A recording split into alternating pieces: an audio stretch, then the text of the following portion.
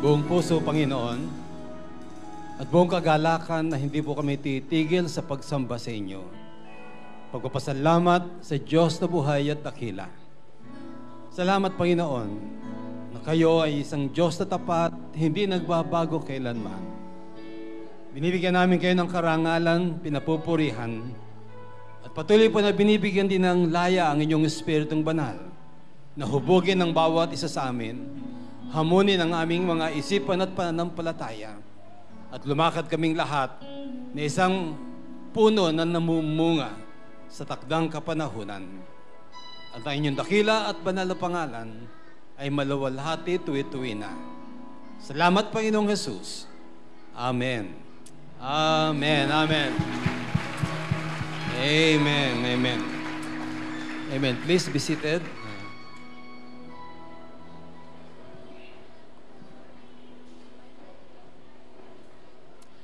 Ngayon po ay araw ng bukod po sa pagsamba na ating itinakda sa Panginoon, ay araw din po ng ating pagpapasalamat at maya-maya ay meron po tayong mga kapatid na nagpalista upang ihayag ang kanilang pagkilala sa Panginoon at pagpapasalamat sa ating Diyos.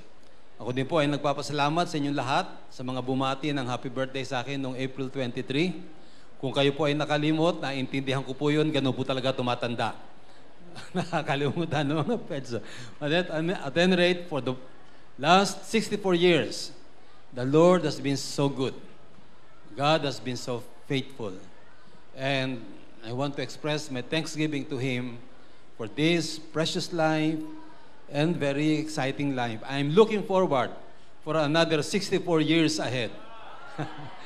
Tumaas na, 120, bigay 128. Nasuri po ipabot sa inyo, meron po mga developments na sa mga ilang araw po ay makikita natin. Kung kayo po ay hindi pa nagpapagawa ng jacket o sweater, sweat or Americana, magpagawa na ho kayo dahil sa darating po linggo ay malamang naka-aircon na po tayo. Praise God. Nag-usap po kami ni Pastor Lynn. Sabi ko, Lynn, Pastor Lynn, meron ako nakikitang problema pag naka-aircon na tayo. Ang problema natin, hindi naman tayo lahat kakasya dito sa unahan. Kaya ang mangyayari po ay first come, first serve. Una ho itong pupunuin, bibigyan po namin ng instruction ng ating mga ushers. Wala ho magiging bakanting upuan, wala ho magpapareserve. Una ho itong pupunuin, pangalawa ho yung ating taas. Dahil doon din ho ay maglalagay tayo ng aircon.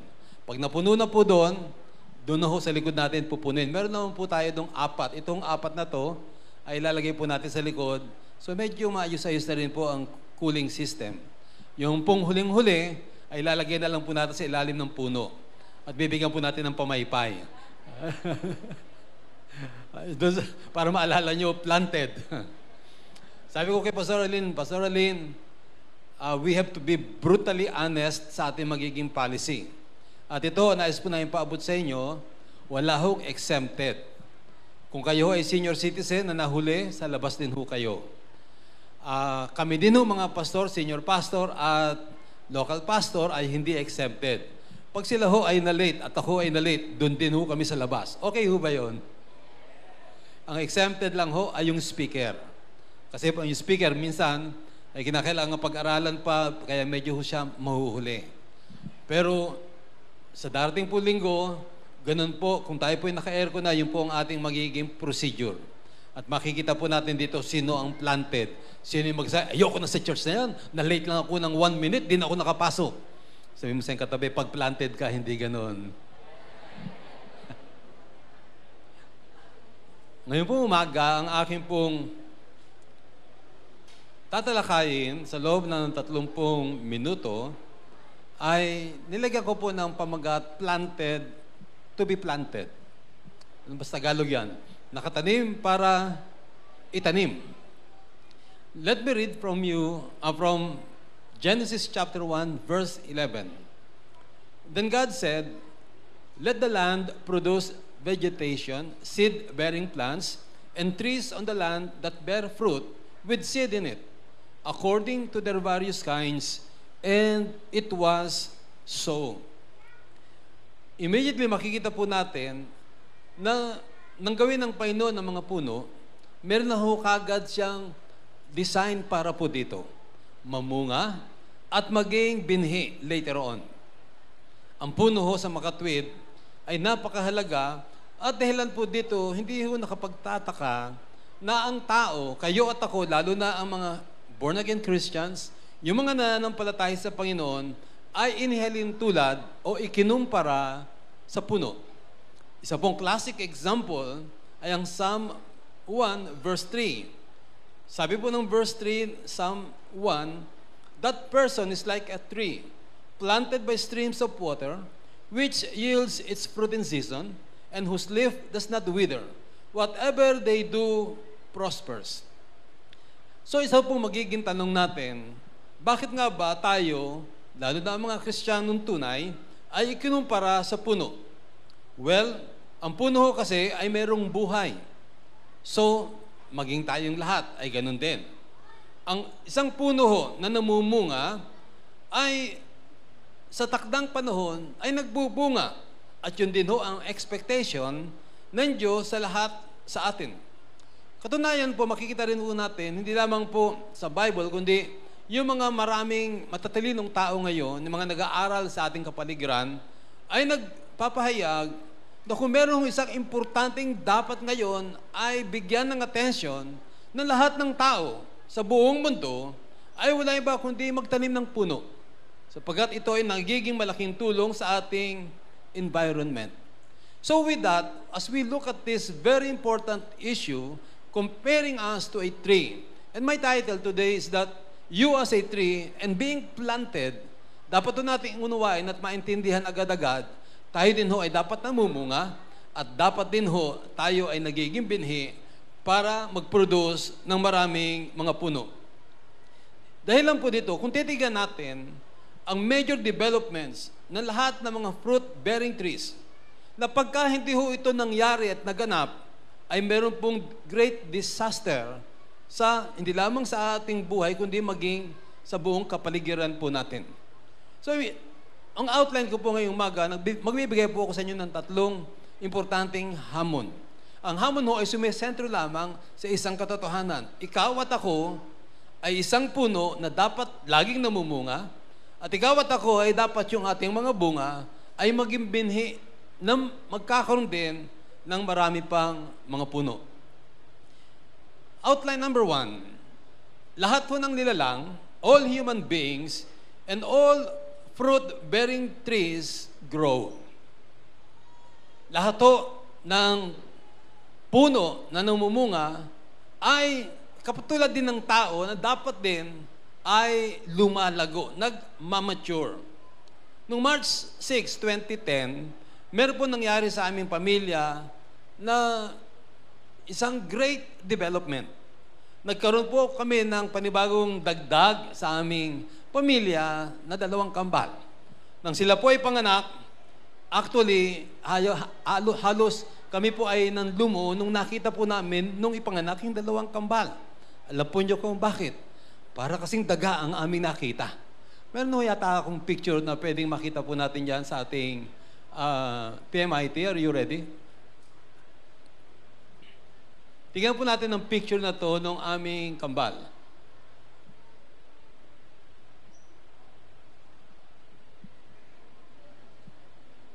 Ay, tingnan ako doon. Oras yung nakikita ko. Ayun. Nakikita mo ba ninyo? Kung mapapasin niyo po dyan, yung aming 2 kambal ay, sabi nga po ng aking misis, naku, daddy, parang mukhang mga daga yung ating mga apo.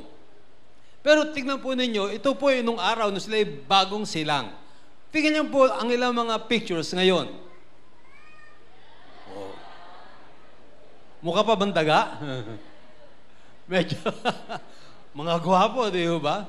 Kasi ho, yan ho ay galing sa puno ng mga biray at nandi makulangan. Ang puntos ko dito ay simple lang. Kung hindi ho sila lumaki at nag-mature at nanatiling mukhang daga, sa palagay po ba nyo ay magkakaroon ng malaking galak at tuwa sa aming pamilya? Imagine, mula ni panganak ay naging gano'n na lang ang itsura. Sabi mo sa iyong katabi, dapat mag-grow ka rin. Meron kasi mga Kristiyano, parang hindi nag-grow. Nagiging parang mukhang patuloy na mukhang daga. Tingnan mo nga katabi mo muli, mukha o bang daga? Well, kung yan ay nagmamature, ay tiyak na hindi. Paano po ba po pwedeng ang isang fruit-bearing trees, all you and me, will mature? Meron pong dalawang importanteng bagay lang ang gusto kong iwanan sa inyong lahat. Ang una ho, kinakailangan po natin ng caretaker. Si Kambal ay hindi ho tinantanan nung aming manugang na si Jason at ni Je ng pag-aalaga. Actually, ang tagal ho ng, lalo na si Kale. Si Kale yun ano, matagal ho si Kale sa ospital. Inalagaan ho siya ng todo-todo, humingi ng tulong si Jason at si Je doon sa ospital para mag-alaga. Hindi ho po pwede na ang isang tao, ang isang puno na walang mag-aalaga sa kanya. Let me read with you what Pacquiao said. Sino sa inyo manunod sa Pacquiao this coming Sunday? Okay. Anong oras ba yon? Alauna? Ano? Cancel yan. Sabi ko, makikita dyan kung sino mga Kristiyano. Meron ibang mga Kristiyano sa sobrang excitement. Baka hindi na umalis ang bahay. Mga si Pacquiao. Sabi sa yung katabi, mas masarap abangan ng worship sa Panginoon. Amen? Anyway, malalaman naman nyo kung anong mangyari kahit hindi nyo mapanood ng actual eh. Kami nga ho ay nasa biyahe nun eh. Papuntang, kasama namin alam mo, si Vanessa. Na kami ho ay nasa biyahe nun dahil papunta ho kami ng Bacolod. Ang problema namin, baka walang driver na mag-drive ng bus dahil yung eksaktong biyahe namin ay eksaktong laban ni Pacquiao. Anyway, si Pacquiao ay kilalang-kilala ngayon. Ang daming artista ang pupunta sa kanya, sikat na sikat. Pero bakit siya sumikat? Sa boxing. At bakit siya naging mahusay sa boxing? Sabi po ni Pacquiao ay ganito, Pacquiao, for his part, wouldn't be where he is right now without Roach. Si Roach, anong first name niya? Freddie. Si Freddie Roach, guidance. That's why he promised victory for his long-time trainer. Sabi ni Roach, I like it when money says things like that. Roach said. Katunayan, si Freddie Roach ay supposedly, nung pong last week, I think Saturday, was about to receive his 7th Trainer of the Year award from the Boxing Writers Association. Pero hindi ko siya pumunta. Kasi mas binigyan niya ng attention ng pagtitrain kay Pacquiao. Pero ang puntos ko ay ganito. Kung wala hong trainer, wala hong gardener, wala hong caretaker si Pacquiao, I don't think he will be where he is right now. Alam po niyo mga kapatid, ganun din ho sa mga Kristiyano. Para ho tayo lumago, hindi lamang lumago, para maging ayon tayo sa plano ng Panginoon sa ating buhay, you need a caretaker. In fact, you need a discipler. Sino dito pwede magsabi, Pastor, ako may nagdi-disciple sa akin. Pastor, part ako ng 12, meron akong discipler. Pagtaas o kamay. Praise God. Kung wala pa ho, you need a caretaker. You need a discipler for you to grow. Kasi ho, bawat puno, sabi ko sa inyo kanina, ay inaasahan ng Diyos na mamumunga. And you can never bear fruit. Not unless you grow and you mature.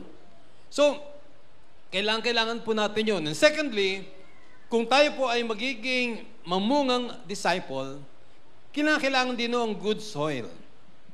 Ano po ang good soil? Saan ho ito nag-stand? I believe good soil stands for where we stand, where we committed our life. And that is none other but God and His Word. Let me read with you Matthew 7:24-25. Therefore, everyone who hears these words of mine and puts them into practice is like a wise man who built his house on the rock. The rain came down, the streams rose, and the winds blew and beat against that house. Yet it did not fail because it had its foundation on the rock. Although ginamit ito dito ay rock, pero ang pundasyon po, alam ninyo, ay wala ba kundi lupa.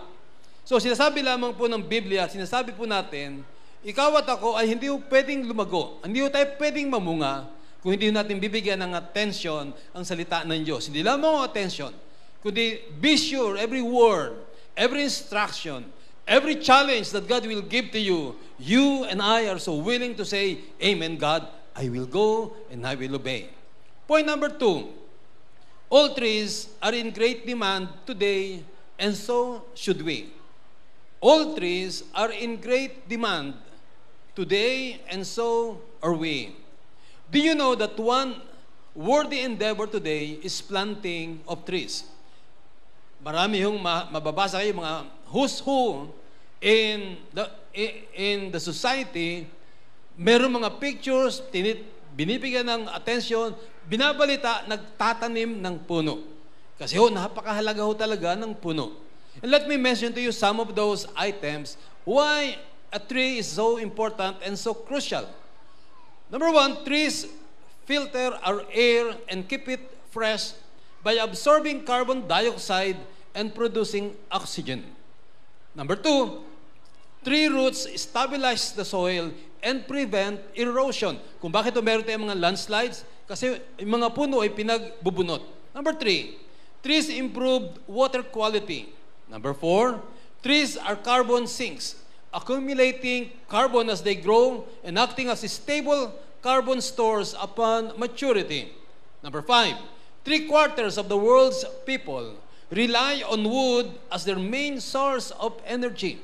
Wala naman nung araw na panlutong gas or gasol, kundi nung araw ay puro puno. At sabi po sa statistics, 3/4 of the world's population still do that. Kahoy ang ipinanggagatong. Thousands of things, number 6, are made from trees such as furniture, books, newspapers, houses, sticks, guitars, pencils, fences, milk cartons, even nail polish. Number 7, trees lower air temperature and induce rainfall by evaporating water from their leaves. Ang dami po nito. And lastly, babasahin ko na lang yung isa pa dito. Trees beautify the landscape. Pag tinignan nyo po ito, teka muna, para itong lahat ng ito ay tumutukoy saan? Sa mga Kristiyano. Kung ang puno ay kailangan ng mundo, ng environment, tingnan mo yung katabi, mas kailangan yung katabi mo. Tayong lahat ay kinumpara sa puno sapagkat ine-expect po ng Bible na we as Christians will give blessings to many people. Na tayo ay katulad ng puno, nagbibigay ng ginhawa. Di ba, pagka kayo ay nasa initan, walang aircon sa labas, ano ang hinahanap ninyo pagka sobra na kayong medyo naiinitan? Yung lilim ng puno. At ang Bible sa makatwid ay nagsasabi sa atin, you and me, we are compared to a tree. At dapat tayo bilang puno ay katulad din ng punong ito na nagiging malaki ang kahalagahan at kabuluhan sa society. Tatanungin ko kayo, kung ikaw kaya ay kunin na ng Panginoon ngayon sa mundong ibabaw, ang mundo ho kaya ay magkakaroon ng malaking kakulangan? I mean, kung ikaw ay mawala sa iyong pamilya, mawala ka sa iyong komunidad, ikaw ba ay mapapansin ng malaking kakulangan? I think dapat ho. Na tayo bilang mga nagtitiwala sa Panginoon, many people will say, sayang na wala si ganun. Alam mo yung tao na yan, grabe yan, ang dami niyang natulungan. Alam mo yung tao na yan, makita mo lang yung mukha niya, yung kanyang pagngiti, nakakataba na ng puso. Alam mo yung tao na yan, kamayang ka lang yan. Parang nawawalan ka na ng problema. Alam mo yung tao na yan, pagkasama mo yan, nabubuo ang iyong tiwala at pananalig sa Panginoon. Dapat ho ganun. Katulad ng puno, napakahalaga sa kapaligiran. Now, when you and I are with the Lord, people can say, sayang. Pero, at least, nagawa natin ang dapat po natin gawin. Number 3, all matured fruit-bearing trees produce fruits, and so should we. In fact, makikita po natin sa Bible, kung meron pong puno na hindi namumunga, nagbigay ho ng malaking babala ang Panginoong Yesus. Let me bring your attention to Matthew chapter 21, verse 19. Sabi po dito, seeing a fig tree by the road, He went up to it, but found nothing on it, except leaves. Then he said to it, "May you never bear fruit again." Immediately, the tree withered. Then also he told this parable. A man had a fig tree growing in his vineyard, and he went to look for fruit on it, but did not find any. So he said to the man who took care of the vineyard, "For 3 years now, I've been coming to look for fruit on this fig tree, and have not found any. Cut it down. Why should it use up the soil?" "Sir," the man replied, "leave it alone for 1 more year, and I'll dig around it and fertilize it. If it bears fruit next year, fine. If not, then cut it down." That's in Luke chapter 13, verses 6 to 9. So, what do we see here? Well, major item about being planted is this: you need to bear fruit. We have to bear fruit. Jesus is expecting fruit from us. Tanong, meron na ba tayong pwedeng masabing bunga ng ating pananampalataya? Ano po yung bunga na yon? Well, actually, it refers to 2 things. 1, bunga na katulad mo. Meron ka bang naakay na sa Panginoon sa pananampalataya? Meron ka na ba mga kaibigan na sa iyong desire na makilala ang nakilala mong Diyos ay iniimbitahan mo? Kung kinakailangan i-blow out, ibino-blow out mo. Kung kinakailangan sabihin mo, hatakin mo, sama ka sa amin doon sa church. Kasi maririnig mo doon yung salita ng buhay. Makikilala mo si Jesus na nakilala ko. And once na yung tao na yun, kaibigan, kamag-anak, kasamahan sa trabaho o kapitbahay, ay kumilala sa Panginoon, you can say, "Wow, meron akong bunga." Lahat ng Kristiyano, pakisabi sa iyong katabi, hinahanapan ng Diyos ng bunga. Tanong mo sa Kanya, kumusta ang bunga mo? Well, bukod po doon, yung bunga ng Espiritu Santo. Yung pag-uugali na binago. Yung pagiging mataray na nawala. Yung pagiging, mangungutang na din nagbabayad ka na. Yung pagiging suwail na anak, na ngayon ikaw ay masunurin na.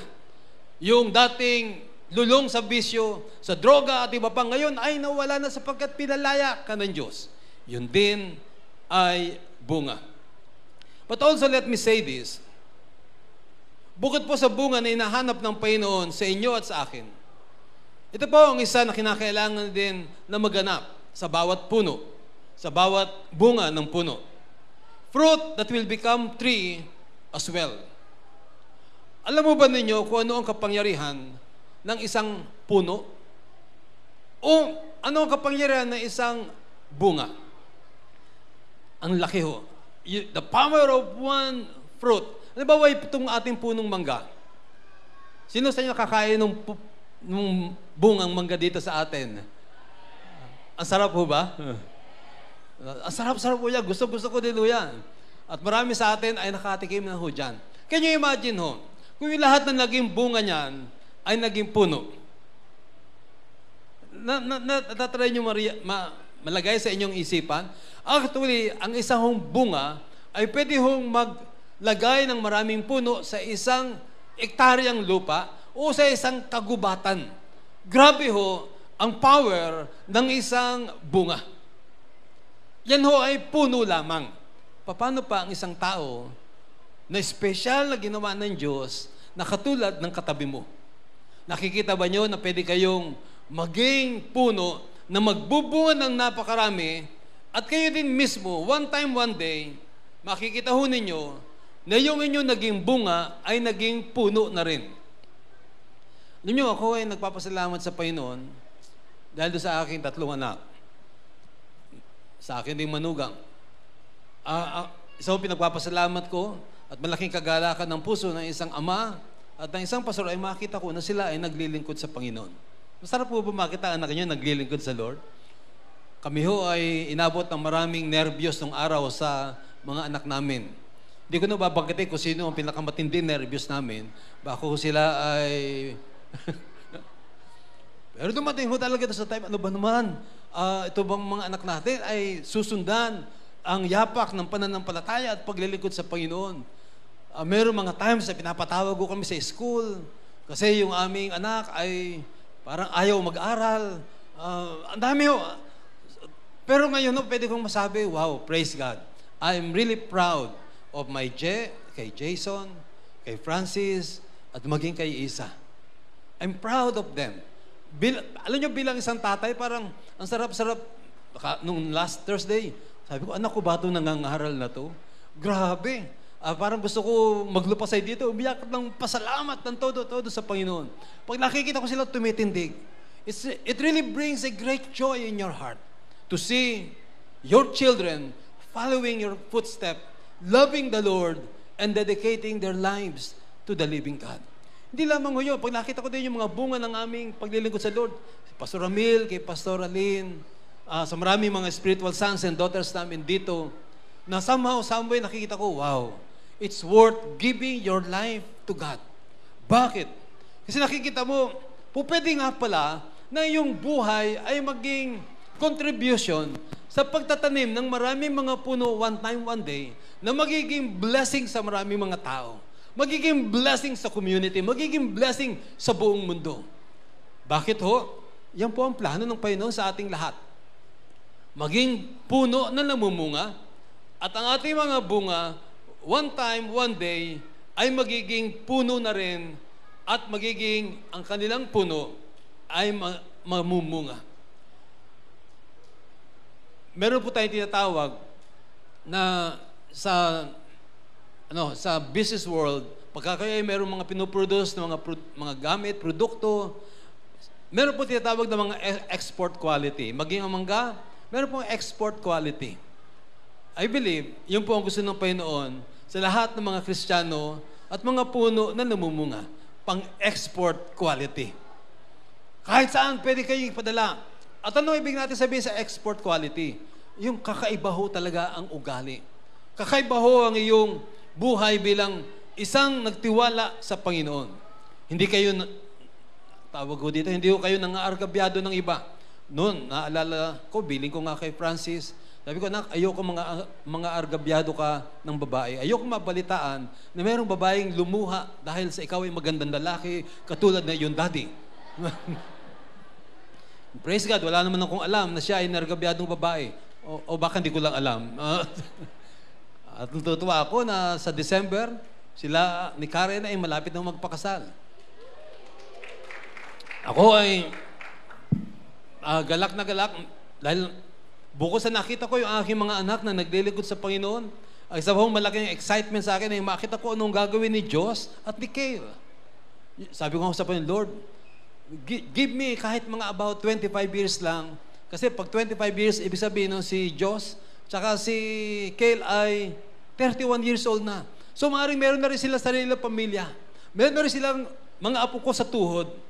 At ang isang malaki kagalakan sa akin, makita ko sila, tumitindig din dito at nangangaral ng buong tindi. At sasabihin nung kailang mga magulang, sasabihin nung kailang mga auntie at mga tiyo, wow, grabe itong aking pamangkin na to.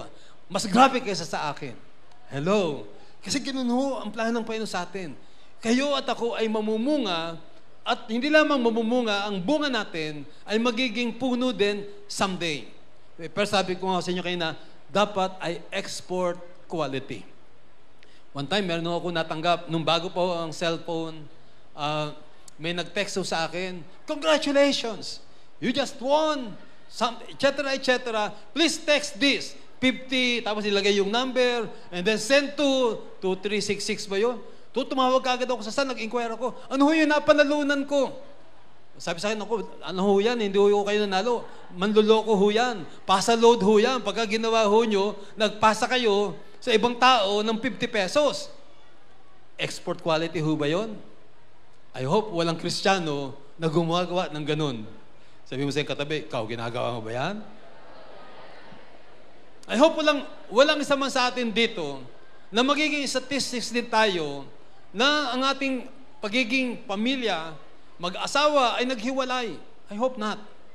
Kundi tayong lahat ay magiging halimbawa na pwedeng tularan, pwedeng masabi ng buong mundo, wow, kung lahat ng tao, lahat ng pamilya ay katulad ng pamilya ng tao na yan, this will be a better world. Ibig po sabihin, nagpo-produce tayo ng puno na katulad po natin. Isang tao na never, na nagkaroon ng interes man lamang ng kanyang kapwa. No, kung kayo ay nagpapagawa ng bahay, hindi ho ninyo ginagawa yung inyong karpintero, ay halos ayaw pakainin, at kung pwede, ay ayaw pasweldohin. Hindi ho ganun. Kundi tayong lahat, we relate with people very well. We are indeed a tree that bears fruit. At yung fruit ho natin, I will continue to last. In closing, mga kapatid, I want to challenge you. The world is in need of people like you and like me. People who can be a good example, a reflection of the goodness of God. Our family will be so strong. Our family will be loving God and leading people to know Him and love the Lord our God. Na kayo at ako, saman tayo ilagay na lugar, tayo ay magiging merong isang intention o isang desire. I want to be a blessing. I want to be a tree firmly planted by the streams of water. I want to grow. I want to bear fruit. And that fruit one day ay magiging isa ring puno na mayabong. Let me tell you this, mga kapatid. Ano man ang iyong background, ano man ang naging pagkukulang mo sa nakalipas. Actually, wala naman sa atin dito na merong background na perfect. Lahat tayo, dahil sabi po ng Bible, all have sinned and fall short of the glory of God. Lahat tayo ay merong background na pangit. Pero alam mo ninyo, nung makilala natin ng Panginoon, inopen sa atin ng Diyos ang isang pagkakataon na sinasabi niya, hey, you're like a tree. A tree that can bear fruit. A tree that will bless people. A tree that somehow, some way, by the grace of God, will be a tremendous blessings to many people. Maaring ngayon, ang tingin mo sa iyo, bagong Kristiyano. Maaring sa ngayon, ang tingin mo, parang hindi ka malakas. Hindi ka perfect na Christian. Ikaw ay marami pa rin mga shortcomings. Yeah, I understand. But there is one truth, I want to live with you. No matter who you are, no matter what your background is, I believe from the depths of my heart, gusto ng Diyos, ikaw ay maging isang Kristiyano, isang puno na mabunga. And you know what it takes to be so? Simple. Kung sasabihin mo sa Panginoon, God, I want to be like a tree that bears fruit in season and out of season. And I want to produce people who will love God. People who will make God their priority and their commitment. And you know what? If you do that, I'm sure of this. Ikaw, ang iyong mga anak, ang magiging bunga na yung pananampalataya. You can never imagine what God will do to them. Alam mo, kung pwede ikaw ay gamitin ng Diyos na akaya ng isang taong wasak ang buhay, gumon sa droga o maraming mga kapalpakan. Pero dahil inakay mo sa Panginoon, naging bunga mo siya. One time, makita mo ng lalaking ito o babaeng ito, ay tumitindig, nagpapahayag ng kabutihan ng Diyos. Hindi lamang yon, pati buong mundo ay naaabot. That is your potential to bring somebody in the kingdom of God that will be fruitful all the days of their life. Will you take the challenge to be like a tree firmly planted by the streams of water?